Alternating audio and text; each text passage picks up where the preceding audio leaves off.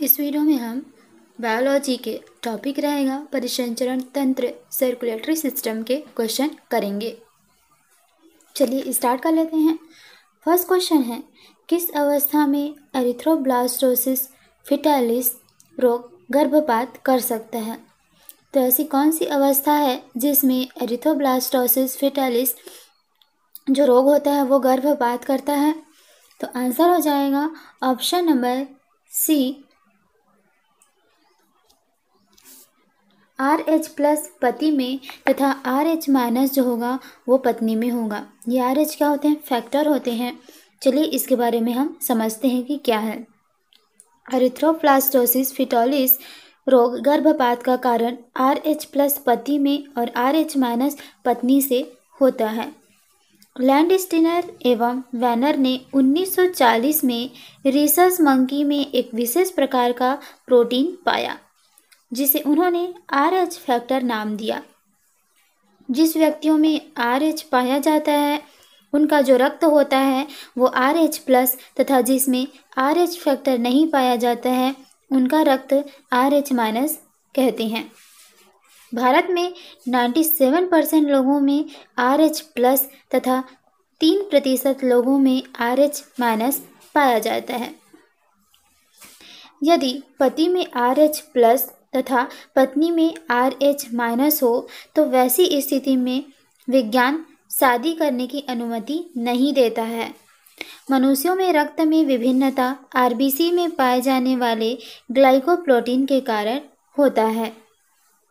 तो ठीक है, RH क्या है हमें समझ में आ गया कि जिन व्यक्तियों में RH पाया जाता है उनका जो ब्लड रहता है वो RH+ होता है और जिनमें RH नहीं पाया जाता RH- होता है। और जब ऐसी स्थिति बन जाती है कि जो पति होते हैं उनमें RH+ होता है और RH- अगर पत्नी में हो तो इनको शादी नहीं करना चाहिए क्योंकि इनमें गर्भपात होने की समस्या जो है वह उत्पन्न होती है। नेक्स्ट क्वेश्चन है, हीमोग्लोबिन में कौन सी धातु होती है? हीमोग्लोबिन में जो धातु प्रेजेंट रहती है वह है option number 3 iron +2 ion. Haemoglobin जो होता है इसमें आयरन जिसमें आयन रहता है +2 धातु पाई जाती है। आयरन की अगर कमी हो जाए तो इस स्थिति में जो रोग होता है उसे कहा जाता है एनीमिया रोग। और देखिए, अगर मैग्नीशियम की कमी हो जाए हमारे शरीर में तो पेशी तंत्र एवं तंत्रिका तंत्र की रोग होती है। और अगर क्रोमियम इंसुलिन कार्यकी के लिए आवश्यक होता है, इसकी कमी से उपापचयी क्रिया प्रभावित होता है। तो इंसुलिन के काम के लिए कौन सी चीज धातु की आवश्यकता होती है? क्रोमियम की। और जो कॉपर होते हैं, कॉपर पौधे में श्वसन एवं प्रकाश संश्लेषण के लिए आवश्यक है। इसकी कमी से पौधों में स्तंभों का डाईबैक रोग होता है। तो आपसे पूछेगा कि पौधों में डाईबैक रोग किसके कारण होता है, तो वह कॉपर के कारण होता है। आयरन की कमी से हमने देख लिया कौन सा रोग होता है, हीमोग्लोबिन। आयरन की कमी से एनीमिया रोग होता है और ये किस में पाया जाता है? हीमोग्लोबिन में पाया जाता है। आगे बढ़ते हैं। AB रुधिर व्यक्ति का रुधिर दिया जा सकता है। जो AB वर्ग का है तो वो किसको अपना रुधिर दे सकता है? AB को ही दे सकता है। और ये AB वाले को क्या कहा जाता है? सर्वग्राही कहा जाता है। तो चलिए हम एक बार समझते हैं ब्लड ग्रुप के बारे में। AB रुधिर वर्ग के व्यक्ति का रुधिर AB वर्ग वाले व्यक्ति को ही दिया जा सकता है। मान लो ये एक व्यक्ति है, इसका रुधिर वर्ग है AB और ये इस व्यक्ति है AB, तो ये क्या करेगा? इसी को ही दे सकता है। ये ना तो A वाले को दे सकता है, ना B वाले को दे सकता है, ना O वाले को दे सकता है। सिर्फ किसको देगा? AB वाला AB वाले को ही देगा। AB ब्लड ग्रुप को यूनिवर्सल एक्सेप्टर ग्रुप कहा जाता है, यानी कि सर्वग्राही रक्त समूह कहा जाता है। ये ग्रहण कर AB वाले जितने भी होते हैं ये सबसे ले सकते हैं, लेकिन देंगे सिर्फ AB वाले को।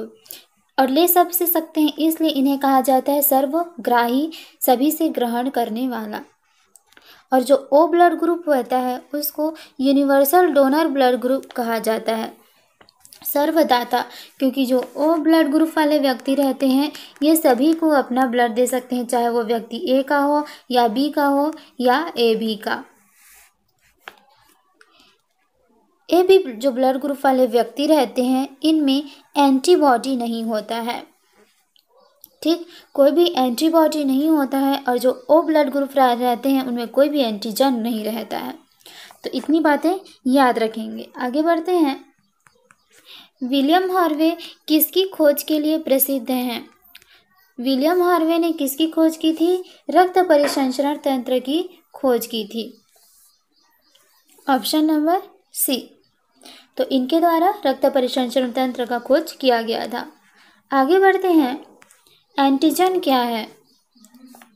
एंटीजन क्या होता है? एंटीजन एंटीबॉडी के निर्माण हेतु उत्प्रेरक का कार्य करता है। जो एंटीजन रहते हैं वो क्या करते हैं? एंटीबॉडी के निर्माण हेतु एक उत्प्रेरक का काम करते हैं। आगे बढ़ते हैं। पिता ए रुधिर वर्ग और माता बी वर्ग की हो तो इनकी संतानों में कौन सा रुधिर वर्ग संभव है? तो आंसर हो जाएगा सभी वर्ग का संभव हो सकता है। यदि जो फादर हैं उनका ब्लड ग्रुप क्या हो? ए हो और मदर का बी हो तो इनके जो संतानें होंगी उनमें ए हो सकता है, बी हो सकता है, ओ भी हो सकता है, ए भी ब्लड ग्रुप हो सकता है। तो सारी तरीके के ब्लड ग्रुप हो सकते हैं। आगे बढ़ते हैं। RH कारक, RH जिसको फैक्टर कहा जाता है, इसकी खोजकर्ता कौन है? तो मैंने आपको फर्स्ट क्वेश्चन में एक्सप्लेनेशन के साथ बताया था कि कौन है। लैंडस्टीनर एवं वीनर के द्वारा RH फैक्टर की खोज की गई थी। और इस फैक्टर को किसमें देखा था? RH फैक्टर को रीसस नामक एक बंदर में पाया गया था। नेक्स्ट क्वेश्चन है। ऊंचाई पर मनुष्य में लाल रुधिर कणों की संख्या बढ़ जाती है, क्यों?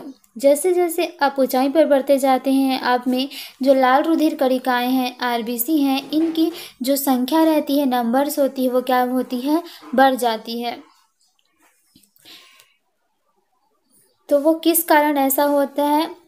ऑक्सीजन की कमी के कारण। जैसे जैसे हम ऊपर जाते हैं ऑक्सीजन की कमी होने लगती है और RBC की संख्या जो है वह बढ़ जाती है। RBC का जीवन काल कितना दिन का होता है? तो RBC जो है वो पूरे 120 दिन तक जीवित रहते हैं। और स्तनधारी के RBC में केंद्रक नहीं पाया जाता है। जितने भी मैमल्स होते हैं उनमें जो RBC रहता है उनमें केंद्रक नहीं पाया जाता है, किंतु ऊंट एवं लामा जो होते हैं इनके RBC में केंद्रक पाया जाता है। आगे बढ़ते हैं। नेक्स्ट क्वेश्चन है। किस प्राणी में रुधिर नहीं होता किंतु श्वसन होता है? ऐसा कौन सा प्राणी है जिसमें ब्लड नहीं पाया जाता लेकिन वो सांस लेता है? तो कौन है? आंसर हो जाएगा हाइड्रा। हाइड्रा में रुधिर नहीं होता है परंतु वो श्वसन करता है। नेक्स्ट क्वेश्चन है। निम्नलिखित में से किसकी उपस्थिति के कारण रक्त में कार्बनिक अम्ल की सांद्रता नहीं बढ़ती है? तो हमारी जो ब्लड होती है, रक्त होती है, उसमें ऐसी कौन सी चीज़ें पाई जाती है जो उसमें कार्बनिक अम्ल की सांद्रता नहीं बढ़ती?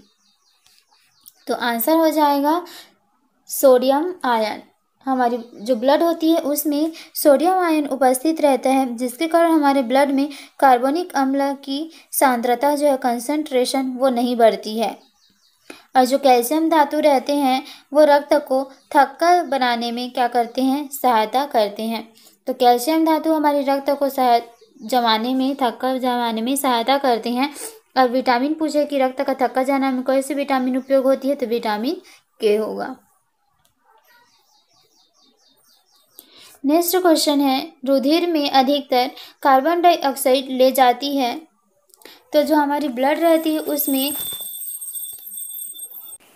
आंसर होगा यहाँ पर ऑप्शन नंबर डी, बाइकार्बोनेट आयनों के रूप में। तो हमारे रुधिर में अधिकतर जो कार्बन डाइऑक्साइड ले जाती है वो बाइकार्बोनेट आयनों के रूप में लेकर के जाती है। नेक्स्ट क्वेश्चन है। रुधिर स्कंदन, जिसको कि हम ब्लड क्लॉटिंग कहते हैं, उसके लिए जो आवश्यक है वह कौन सी है? तो कैल्शियम। कैल्शियम धातु क्या होती है? रक्त का थक्का जमाने में सहायक होती है। नेक्स्ट क्वेश्चन है, शरीर में फास्फोरस जो पाया जाता है वह कहाँ पर पाया जाता है? तो हमारे शरीर में फास्फोरस हमारी हड्डी और दांतों में पाई जाती है। नेक्स्ट क्वेश्चन है, मानव के लाल रुधिर कणों आरबीसी का जीवन काल कितना दिन होता है?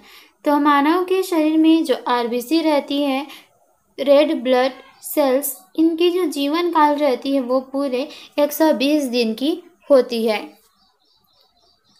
नेक्स्ट क्वेश्चन है, मानव के रक्त की सामान्य पीएच वैल्यू कितनी होती है? तो हमारी जो ब्लड होती है वो थोड़ी सी क्षारीय होती है, ठीक है, क्योंकि इसकी वैल्यू क्या होती है, 7.4 होती है। तो 7.47 के जस्ट पास है, तो ज़्यादा क्षारीय नहीं होती, बहुत थोड़ी ही क्षारीय होती है। नेक्स्ट क्वेश्चन, अब यहाँ पे देख लीजिए, एक्सप्लेनेशन यहाँ पर दिया हुआ है कि अम्लीय घोल का पीएच जो होता है वो 7 से क्या होता है, कम होता है, लेकिन जो क्षारीय उदासीन होता है इसका पीएच मान 7 होता है, और जो क्षारीय घोल रहता है इसका पीएच मान 7 से अधिक होता है। नेक्स्ट क्वेश्चन है यहाँ पर, अधिक समय तक जब किसी व्यक्ति में रक्तस्राव रुकता नहीं है तो इसका कारण निम्नलिखित में से किसी एक दोष में होता है। तो मान लो हमारे शरीर में ब्लीडिंग हो रही है और वह नहीं रुक रही है, तो इसका कारण क्या है? इसका कारण हो सकता है कि उसकी जो थ्रोम्बोसाइट्स है, जिसको कि हम लोग बिम्बाणु बोलते हैं, उनमें क्या है, डिफेक्शन भी हो सकता है। तो आइए समझते हैं इसके बारे में हम लोग थोड़ा सा। जैसे अधिक समय तक जब किसी व्यक्ति में रक्तस्राव नहीं रुक रहा है, ब्लीडिंग नहीं रुक रहा है, तो इसका कारण उसमें उपस्थित थ्रोम्बोसाइट्स या बिम्बाणु भी हो सकता है। ब्लड में ब्लड प्लाज्मा 55% होता है और इसका जो रंग होता है वो क्या होता है, पीला होता है, और इसमें 90% वाटर होती है और 10% कार्बोहाइड्रेट होता है, प्रोटीन और फैट मिनरल्स पाए जाते हैं। जो लिम्फोसाइट्स होता है वो एक प्रकार का WBC है जो बॉडी में एंटीबॉडी का निर्माण करता है। एंटीबॉडी प्रोटीन है जो रोगों से लड़ने की क्षमता रखता है। तो हमारी जो ब्लड में प्लाज्मा पाया जाता है उसमें 50% क्या होती है, प्लाज्मा होती है, जिसमें इस प्लाज्मा में 90% तो वाटर रहता है और 10% कार्बोहाइड्रेट, प्रोटीन, फैट और मिनरल्स होते हैं। फिर पाया जाता है WBC। WBC क्या होता है, हम लोग इसको एक लिम्फोसाइट प्रकार का होता है और ये हमारी बॉडी में एंटीबॉडी बनाता है, यानी कि रोगों से लड़ने की क्षमता रखता है। और फिर आते हैं RBC।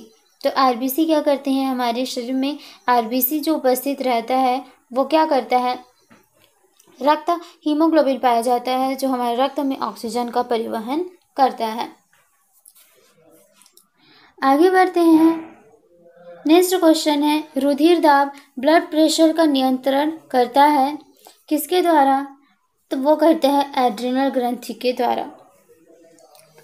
रुधिर दाब जो ब्लड प्रेशर जिसको हम बोलते हैं, इसका नियंत्रण एड्रिनल ग्रंथि करता है। ठीक, आपसे पूछेगा कोई कि ब्लड प्रेशर कौन नियंत्रित करता है, तो एड्रिनल ग्लैंड बताएंगे। एड्रिनल मेड्यूला द्वारा एड्रिनल हार्मोन स्रावित होता है, इसे इमरजेंसी हार्मोन भी कहते हैं। ठीक है, जो एड्रिनल मेड्यूला रहता है वो क्या करता है, एड्रिनल हार्मोन रिलीज करता है, जिसे हम इमरजेंसी हार्मोन कहते हैं। और एड्रेनालाइन को लड़ो या उड़ो हार्मोन कहा जाता है। यह ग्लूकोजन को ग्लूकोज में परिवर्तित कर तत्काल ऊर्जा प्रदान करता है।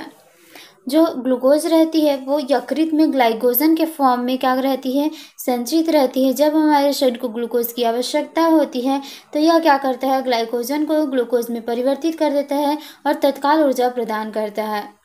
एड्रिनल ग्लैंड को इमरजेंसी ग्लैंड भी कहते हैं। ठीक है, तो इतनी जानकारी हमें यहाँ से मिल गई। अब आगे बढ़ते हैं। रक्त के प्लाज्मा में सबसे अधिक क्या होता है, तो मैंने अभी बताया था कि रक्त के प्लाज्मा में जो वैसे तो हमारे रक्त में जो प्लाज्मा होता है वो 55% पाया जाता है, और इस प्लाज्मा में क्या होते हैं 90% क्या होती है वाटर होती है, और 10% कार्बोहाइड्रेट, फैट और प्रोटीन्स मिनरल होते हैं। तो सबसे अधिक क्या हो गया वाटर, क्योंकि ये कितना 90% पाया जाता है। तो हम क्या लगाएंगे यहाँ पर option number A water. Next question है रुधिर में एंटीस्कंदन एंटीकोगुलेंट पदार्थ मिलाया जाता है। तो कौन सी एंटीकोगुलेंट पदार्थ मिलाया जाता है? तो हमारे ब्लड में सोडियम ऑक्जेलेट मिलाया जाता है जो एंटीकोगुलेंट है। अब देखते हैं रुधिर एंटीस्कंदन। तो रुधिर एंटीकोगुलेंट पदार्थ के रूप में सोडियम ऑक्जेलेट का उपयोग किया जाता है। आगे नेक्स्ट क्वेश्चन है एंटीजन जो होते हैं वो क्या होते हैं? तो एंटीजन जो होते हैं वो एक प्रकार के क्या है प्रोटीन है। जब कोई बाहरी जीव या ऑर्गेनिज्म किसी व्यक्ति के शरीर में प्रवेश करता है तो वह परोक्ष अथवा अपरोक्ष रूप से कुछ प्रोटीन यौगिक का उत्पादन करता है। इसी प्रोटीन को क्या कहते हैं? एंटीजन्स कहते हैं। और शरीर में एंटीजन्स के विरुद्ध दूसरे प्रोटीन का निर्माण होता है जिसे एंटीबॉडी कहते हैं। यह बीमारियों में रक्षा करता है। और सभी एंजाइम्स क्या होते हैं? प्रोटीन होते हैं, लेकिन सभी प्रोटीन को हम एंजाइम नहीं कह सकते। ठीक, तो एंटीजन क्या करता है? जैसे कोई जीव है, इससे कोई रोग होता है, ठीक, तो ये क्या करेगा? ये जीव हमारे शरीर में प्रवेश करेगा और क्या क्रिएट करेगा? एंटीजन बनाएगा अपनी।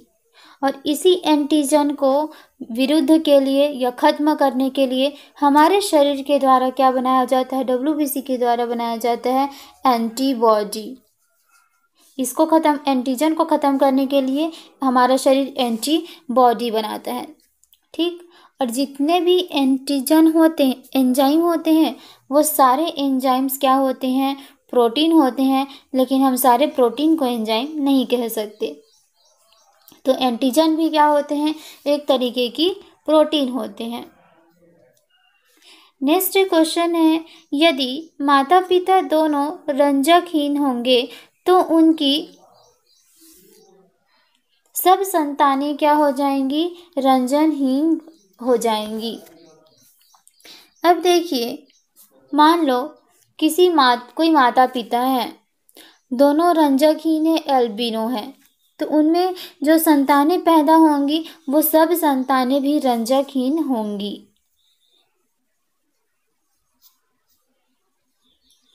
नेक्स्ट है कौन सा विटामिन रक्त को जमाने में मदद करता है? तो कौन सा विटामिन करता है?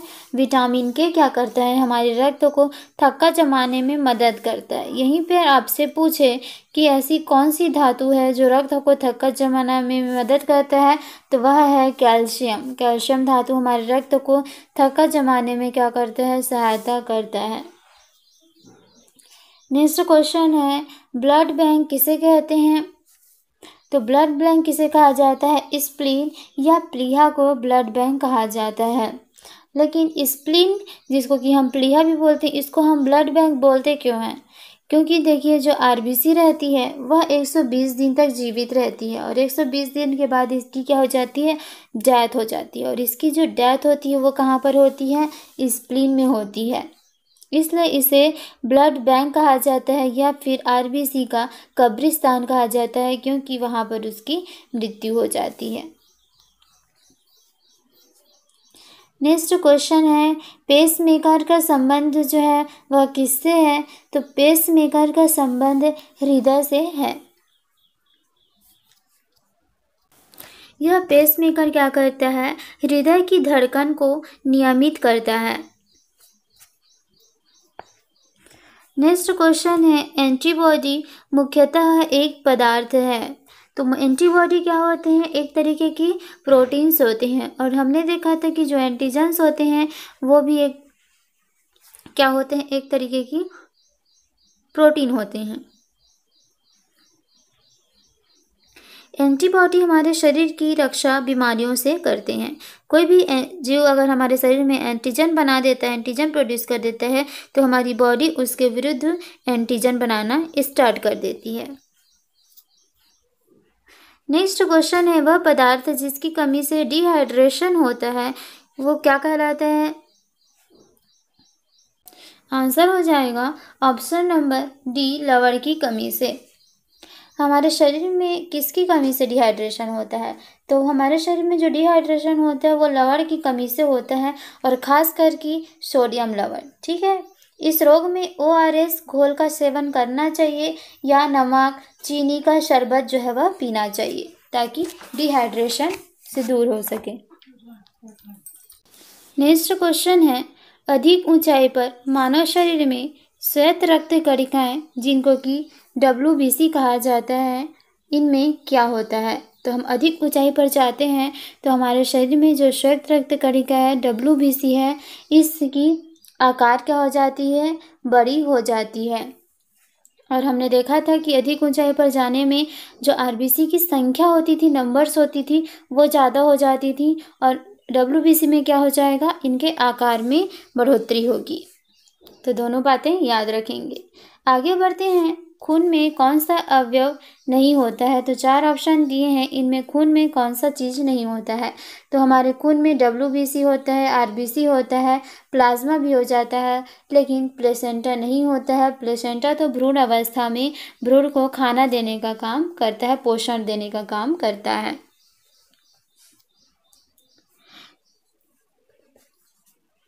आगे बढ़ते हैं, इसके बारे में चलो मैं बता देती हूँ थोड़ा सा। जैसे कि देखिए, ब्लड में जो ब्लड प्लाज्मा रहती है वो 55% रहती है, और इसमें क्या होता है? इसका जो कलर होता है ना, ये क्या होता है? येलो कलर की होती है। ठीक, और RBC का जीवन काल कितना दिन होता है? 120 दिन का होता है, और इसके बाद इनकी जो डेथ होती है वो स्प्लीन या प्लीहा में होती है, जिसको कि RBC का कब्रिस्तान या फिर ब्लड बैंक कहा जाता है। WBC क्या करती है? हमारे शरीर में एंटीबॉडी बनाने का काम करती है, हमारे शरीर की प्रतिरक्षा करती है, कोई भी रोग होता है उससे लड़ने की क्षमता ये प्रोड्यूस करती है। अब आगे बढ़ते हैं, नाड़ी स्पंदन मात्रा मापक कौन सा है? तो वो कौन सी है? गति। नाड़ी स्पंदन की जो मात्रा है मापक की, वो क्या है? गति। नेक्स्ट है, नाड़ी गति द्वारा डॉक्टर क्या ज्ञात करते हैं? तो नाड़ी गति द्वारा डॉक्टर ज्ञात करते हैं हृदय की धड़कन को। हमारी जो नाड़ी होती है उसकी गति वही होती है जो हमारे हृदय की धड़कन होती है। हमारे हृदय 1 मिनट में 72 बार धड़कता है, तो हमारी नाड़ी भी 1 मिनट में 72 बार क्या है? वो अप डाउन करती है।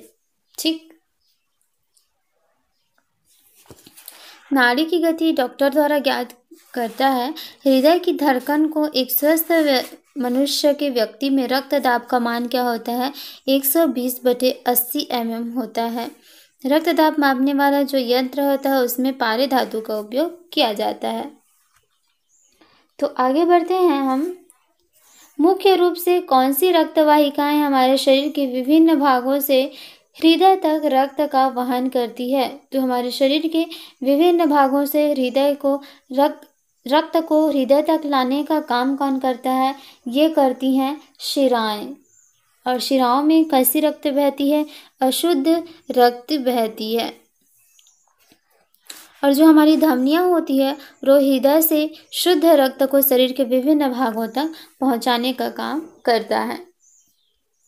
आगे बढ़ते हैं, वयस्क मनुष्य के प्रति मिनट हृदय धड़कन की दर का सामान्य परास क्या है? तो जो सामान्य रेंज है वह क्या है? वह है 60 से 80। लेकिन जो स्वस्थ मनुष्य का एक नंबर डिसाइड किया गया है वो 1 मिनट में क्या है? 72 बार। लेकिन ये थोड़ा अप डाउन कर सकता है। 60 से 80 तक आपकी हृदय की धड़कन है प्रति मिनट, तो आप क्या है? स्वस्थ हैं। आगे देखते हैं कि 4 रक्त समूह आपको दिया गया है, A, B, B तथा O। इनमें से कौन सा रक्त वैश्विक दाता कहलाता है? तो कौन सा रक्त समूह क्या कहलाता है? वैश्विक दाता कहलाता है। तो सर्वदाता कौन सी है? Blood group O। Blood group O को क्या करते हैं, यूनिवर्सल डोनर कहा जाता है, सर्वदाता कहा जाता है, क्योंकि इसमें क्या होते हैं, कोई भी एंटीजन नहीं रहता है। नेक्स्ट है सर्वग्राहक रक्तदाता किसे कहा जाता है। तो हमने सर्वदाता देख लिया, अब सर्वग्राही देखेंगे।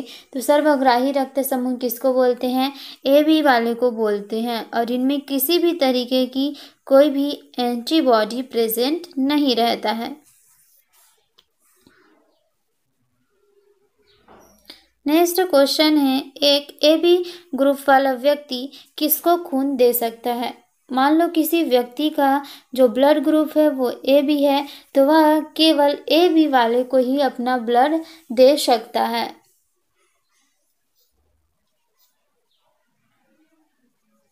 नेक्स्ट है ओ रक्त समूह वाले आदमी का रक्त किसे दिया जा सकता है।